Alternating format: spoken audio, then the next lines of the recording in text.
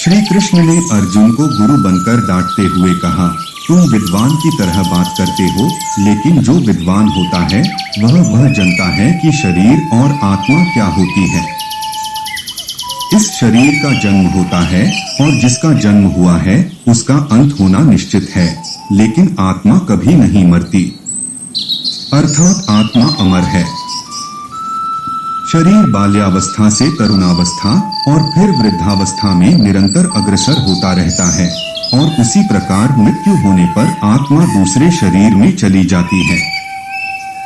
जो व्यक्ति सुख तथा दुख में विचलित नहीं होता, अर्थात सुख दुख में संभाव रखता है, वह निश्चित रूप से मुक्ति के योग्य होता है। किसी और के जीवन की नकल को पूर्णता के साथ जीने की तुलना में अपने भाग्य को अपूर्ण रूप से जीना बेहतर है। जिस प्रकार मनुष्य पुराने वस्त्रों को त्याग कर नए वस्त्र धारण करता है, इसी तरह आत्मा भी पुराने तथा व्यर्थ शरीर को त्याग कर नया शरीर धारण करती है। आत्मा न तो किसी शस्त्र द्वारा खंड किया जा सकता है, न अग्नि द्वारा जलाया जा सकता है, न ही आत्मा को जल गीला कर सकता है और न ही हवा द्वारा सुखाया जा सकता है। आत्मा सदैव शाश्वत, सर्वव्यापी, अविकारी, स्थिर तथा सदैव एक सा रहने वाली है। आपको काम करने का अधिकार है, लेकिन काम के फल पर कभी नहीं। कर्म करो, फल की चिंता मत करो। तुम न तो कभी अपने आप को अपने कर्मों के फलों का कारण मानो और न ही कभी कर्म न करने में आसक्त हो जाओ, अर्थात हार जीत की परवाह किए बिना बस अपने कर्म को महत्व दो। क्रोध से पूर्ण मोह उत्पन्न होता है और मोह से स्मरण शक्ति का विभ्रम हो जाता है।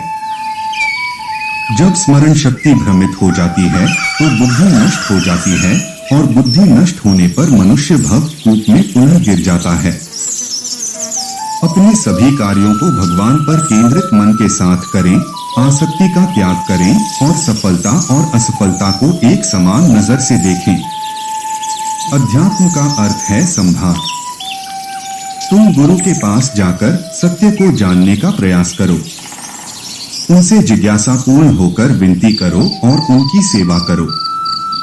गुरु तुम्हें ज्ञान प्रदान कर सकते हैं क्योंकि उन्होंने सत्य का दर्शन किया है। तुम्हारे हृदय में अज्ञानता के कारण जो संशय उठे हैं, उन्हें ज्ञानरूपी शास्त्र से काट डालो। जो भक्ति भाव से कर्म करता है, जो विशुद्ध आत्मा है और अपने मन तथा इंद्रियों को वश में रखता है, वह सबों को प्रिय होता है और सभी लोग उसे प्रिय होते हैं। ऐसा व्यक्ति कर्म करता हुआ भी कभी नहीं बांधता। जिसने मन को जीत लिया है, उसके लिए मन सर्वश्रेष्ठ मित्र है, किंतु जो ऐसा नहीं कर पाया, उसके लिए मन सबसे बड़ा शत्रु बना रहेगा। जो ज्यादा खाता है या बहुत कम खाता है, जो ज्यादा सोता है अथवा जो पर्याप्त नींद नहीं लेता, उसके योगी बनने की कोई संभावना नहीं है। एक उपहार तब शुद्ध होता है जब वह दिल से सही व्यक्ति को सही समय पर और सही जगह पर दिया जाता है और जब हम बदले में कुछ भी उम्मीद नहीं करते हैं। कोई भी जो अच्छा काम करता है उसका कभी भी बुरा अंत नहीं होगा, चाहे यहाँ या आने वाले दुनिया में। वह सुख जो लंबे अभ्यास से आता है, जो दुख के अंत की ओर ले जाता है, जो पहले जहर के समान है लेकिन अंत में अमृत के समान है, इस तरह का सुख अपने मन की शांति से उत्पन्न होता है। हमेशा दूसरों के कल्याण को ध्यान में रखकर अपना काम करें। भगवान की शांति उनके साथ है जिनके मन और आत्मा में सामंजस्य है, जो इच्छा और क्रोध से मुक्त हैं, जो अपनी आत्मा को जानते हैं। नरक के 3 मार्ग हैं, काम, क्रोध और लोभ। वह बुद्धि से जीते हैं जो अपने आप को सब में और सब में अपने को देखते हैं। इंद्रियां शरीर से ऊंची हैं, मन इंद्रियों से ऊंचा है।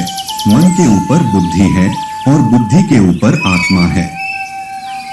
इस प्रकार जो सर्वोच्च है उसे जानकर आत्मा को अहंकार पर शासन करने दें। स्वार्थी इच्छा वाले भयंकर शत्रु का वध करने के लिए अपनी शक्तिशाली भुजाओं का प्रयोग करें। इस ब्रह्मांड में परिवर्तन निश्चित है, नियमित है। आप एक पल में करोड़पति या कंगाल हो सकते हैं। भय और चिंता दो शत्रु हैं जो हमारे कल्याण में बाधक हैं। हमें उन्हें अपने दिमाग से पूरी तरह से मिटाने का प्रयास करना चाहिए।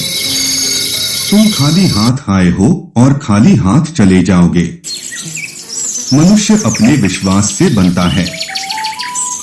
जैसा वह मानता है वैसा ही वह है। जो व्यक्ति संदेह करता है उसे कुछ हासिल नहीं होता। शंका करने वाला प्राणी कभी खुश नहीं रहता। जब मन व्याकुल हो तब कोई भी निर्णय न ले। भरे हुए मन से लिया गया निर्णय कभी सही नहीं होता।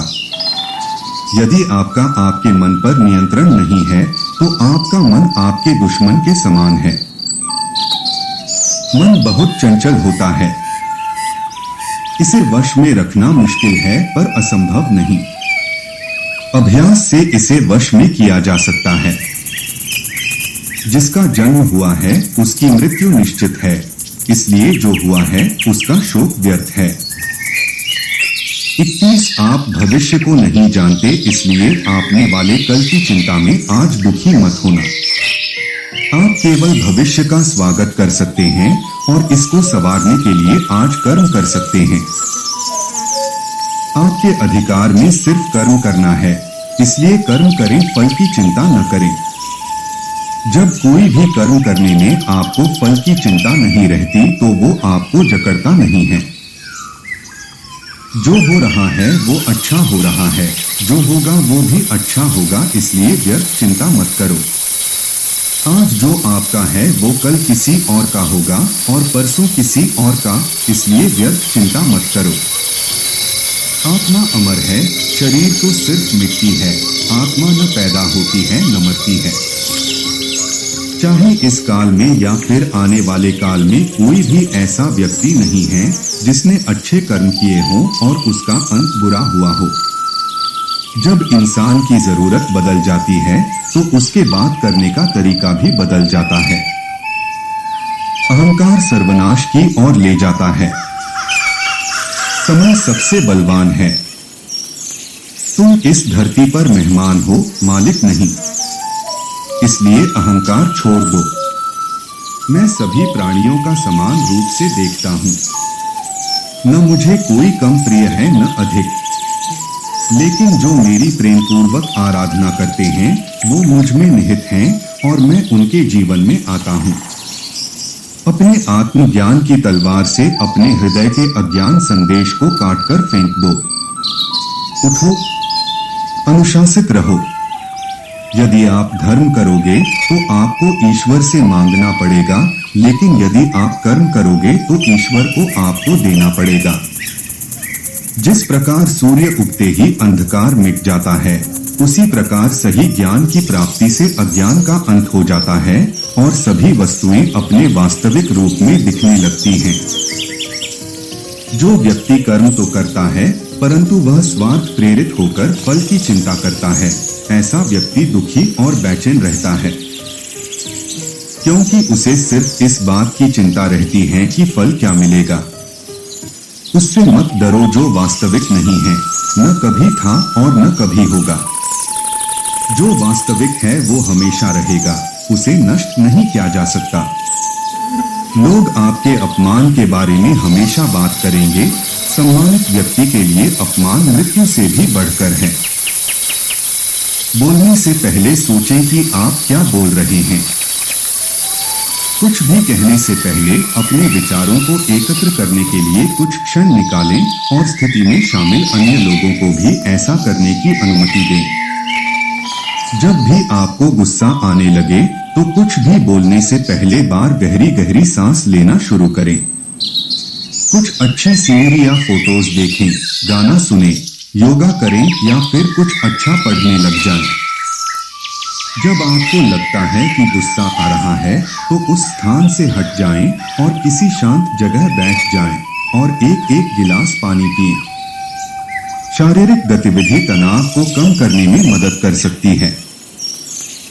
यदि आप अपने गुस्से को बढ़ते हुए महसूस कर रहे हैं तो तो तेज चलने या दौड़ने के लिए जाएं या अन्य सुखद शारीरिक गतिविधियों को करने में कुछ समय बिताएं।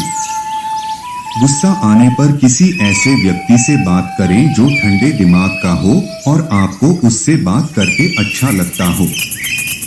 यह आपके गुस्से को शांत करने में मदद करेगा। यदि आपको किसी व्यक्ति का बात करने का तरीका पसंद नहीं है, उसके हाव भाव अच्छा नहीं लगता, तो अपने गुस्से को शांत करने के लिए मेडिटेशन करें। इससे आप रिलैक्स फील करेंगे और कुछ ही सेकंड में आपका गुस्सा एकदम शांत हो जाएगा। गुस्से में व्यक्ति हमेशा उन शब्दों को चुनेगा और बोलेगा जो दूसरे को चुभे, परंतु ऐसा करते समय भूल जाता है कि जब क्रोध की अवस्था समाप्त हो जाती है तो ये चुभे हुए शब्द तीर की भांति सीने में गड़ जाते हैं। गुस्सा आने का सीधा सा मतलब है कि आप उस समय तनाव में होते हो। तनाव मुक्त करने के लिए हास्य का उपयोग करें, यानी कुछ फनी क्लिप्स देखने लग जाएं या कुछ हास्य सोचने लग जाएं। रोजाना सुबह उठकर धरती को 5 बार चूमकर नमस्कार करें और क्रोध पर विजय पाने की प्रार्थना करें। प्रतिदिन 6 से 8 घंटे की नींद जरूर लें। कुछ लोगों को देर से सोने की आदत होती है, जिस वजह से नींद पूरी नहीं होती और शरीर में थकान रहती है और छोटी छोटी चीजों से टेंशन और गुस्सा आने लगता है। यदि आपको किसी ऐसे व्यक्ति पर गुस्सा आए जो आपका अपना हो, कोई हैप्पी टाइम आपने उसके साथ बिताया हो, उस समय आप अपने क्रोध को नियंत्रित करने के लिए वहां से अपने दिमाग को हटाकर वहां ले जाएं जब आपने उस व्यक्ति के साथ कोई हैप्पी टाइम स्पेंड किया हो। ऐसा करते ही आपको दिमाग शांत हो जाएगा और आप उस मूवमेंट को स्किप कर देंगे। गुस्सा आने पर आपको चाहिए कि आप भावेश में न आएं, बल्कि खुद को नियंत्रित करें और कुछ भी बोलने से पहले 2 बार सोचें। जब किसी पर गुस्सा आए तो तुरंत विचार करें कि मैं अगर गुस्सा करूंगा या करूंगी तो कहीं अपना ही नुकसान तो नहीं करूंगा या करूंगी। ऐसी सोच आपके दिमाग को शांत करेगी। कई बार आप अपने गुस्से पर काबू न कर पाए तो आपको योग का सहारा ले सकते हैं, ध्यान कर सकते हैं और दृढ़ निश्चय लें कि कुछ भी करके गुस्सा पर नियंत्रण करना है। जब आपको गुस्सा आए तो आप अपने गुस्से को महसूस करें। यह जानने के लिए उत्सुक रहें कि यह शारीरिक रूप से कैसा लगता है, यह कहां स्थित है, इसकी बनावट क्या है, इसमें क्या ऊर्जा है, क्या यह बदलता है। यह कुछ ऐसा नहीं है जो आवश्यक रूप से बुरा है और न ही यह ऐसा कुछ है जिसे आपको अस्वीकार करना होगा, बस आपके लिए फिलहाल है नुकसान पहुंचने वाला है। यह सोचे और इस पर मुस्कुरा। 2-3 बार ऐसे करने पर यकीन मानिए आपको गुस्सा नहीं आएगा। उन बातों को भी स्वीकार करने की आदत डालें तो हमेशा ही आपके अनुसार नहीं होंगी। हर परिस्थिति एक जैसी नहीं होती, इस बात को स्वीकारें। कई बार दोस्तों, पति पत्नी या परिवार के बीच कुछ गलतफहमियां हो जाती हैं जो आपके गुस्से का कारण बन जाती हैं। ऐसे में बात करके गिले शिकवे दूर करें। बात करने से आपसी गलतफहमी भी दूर होगी और आपके गुस्से की वजह भी समाप्त हो जाएगी और आगे संबंधों में मधुरता आएगी। जब गुस्सा आ रहा हो तो उस जगह से चले जाएं। वहां रहेंगे तो गुस्सा और बढ़ेगा। वहां से चले जाने पर ध्यान झगड़े से हट जाएगा। कुछ लोग गुस्से को शांत करने के लिए काउंटिंग का प्रयोग करते हैं। जैसे जब उन्हें गुस्सा आता है तो 1 से 10 तक गिनती करने लगते हैं, तो गिनती के लास्ट तक उनका गुस्सा शांत हो जाता है। एक प्रक्रिया के द्वारा कई लोग अपने गुस्से से निपटने में कामयाब हुए हैं। उन लोगों को भी समझे जो आपके गुस्से को भड़का रहे हों। कई लोग हैं जो हमें लगता है हमारे शुभचिंतक हैं, लेकिन वो हमारे गुस्से को हवा दे रहे होते हैं। ऐसे लोगों से बचें तो हमारे गुस्से को शांत करने के बजाय हमें सामने वाले के प्रति और भड़का रहे हों। यदि आप अपने आप को बदला चाहते हैं और आगे बढ़ना चाहते हैं तो सबसे पहले आपको अपनी सोच बदलनी होगी, अपनी सोच बड़ी करनी होगी। छोटी सोच से आप बड़ी सफलता हासिल नहीं कर सकते। बड़ी सोच वाले व्यक्ति को आप छोटा सा काम भी दें, वो अपनी बिग थिंकिंग के द्वारा उस काम को भी बड़ा बना देगा, और दूसरी तरफ एक छोटी सोच वाले व्यक्ति को आप बड़ा काम भी दें, वो उसे आगे नहीं बढ़ा सकता। जब आप बड़ा सोचते हैं तो आपके सामने अवसर भी बड़े आते हैं, और अपनी बड़ी सोच के कारण आप उन अवसरों को पहचान लेते हैं और उन पर काम कर सफल होते हैं। हो सकता है कोई मौका या अवसर में प्रयास करने के बाद भी सफल न हो पाए, या जो मौका था वो धोखा हो, पर बड़ी सोच रखने वाला निराश नहीं होता, उस धोखे में भी वो और अवसर को खोज लेता है। छोटी सोच वाले व्यक्ति को अवसर भी छोटे मिलते हैं और इसको भी वो पूरा लाभ नहीं ले पाते। बड़ी सोच वाला व्यक्ति अपने हालातों से हार नहीं मानता, जो वो चाहता है जितना बड़ा वो सोचता है और वो करता है, क्योंकि उसे मालूम है वो कर सकता है। बड़ी सोच और अपने ऊपर विश्वास किसी भी सफलता के लिए बहुत जरूरी है। बड़ी और सकारात्मक सोच आपकी मनोस्थिति को बदल देती है और बदली हुई मनोस्थिति आपकी स्थिति को बदल देती है। एक छोटी सोच रखने वाला व्यक्ति अपनी छोटी सोच के कारण कुछ बड़ा नहीं कर पाता। बड़ा करना मुश्किल नहीं है, बल्कि बड़ा सोचना मुश्किल है, क्योंकि जब आप बड़ा सोचना शुरू कर देंगे आप बड़ा करना शुरू कर देंगे। यह सोचो कि काम महत्वपूर्ण है, जिस काम को आप कर रहे हैं वो आपकी सोच का ही नतीजा है। एक छोटा काम बड़ा तब बनता है जब आप उसे बड़ा करने के बारे में सोचते हैं। जब आप वक्त काटने वाले फार्मूला पर काम कर रहे हैं तो क्या आप बड़ा सोच पाएंगे? यह बात सही है कि मेहनत के बिना कुछ भी हासिल नहीं किया जा सकता, पर क्या केवल मेहनत के दम पर सफलता हासिल की जा सकती है? बिल्कुल नहीं। सफलता, पैसा, कामयाबी सिर्फ और सिर्फ मेहनत से मिलती। जो सबसे ज्यादा सफल मजदूर होते एक रिक्शा वाला होता, क्योंकि वह सबसे ज्यादा मेहनत करता है। लेकिन यही मजदूर, रिक्शे वाला और अन्य जो खूब मेहनत करते हैं, अगर अपनी सोच बड़ी कर ले तो क्या वो सफल नहीं हो जाएंगे? बड़ी सोच से व्यक्ति अपने आप को बदल सकता है, वो सफल और अमीर हो सकता है। 3 मजदूर जो काम कर रहे थे उनसे पूछा गया, तुम क्या कर रहे हो? पहले मजदूर ने कहा, मैं ईंट जमा रहा हूँ। दूसरे ने जवाब दिया, मजदूरी कर रहा हूँ जिससे पैसे कमा सकूं। और तीसरे मजदूर ने जवाब दिया, मैं शानदार मकान बना रहा हूँ। इस छोटी से वार्तालाप में आप क्या देख पा रहे हैं? शायद पहले 2 मजदूर अपनी पूरी जिंदगी वही काम करते रहेंगे, ईंट ढोने और ईंट जमाने का, क्योंकि उनकी सोच वही तक सीमित थी। वो बड़ा नहीं सोच पा रहे थे।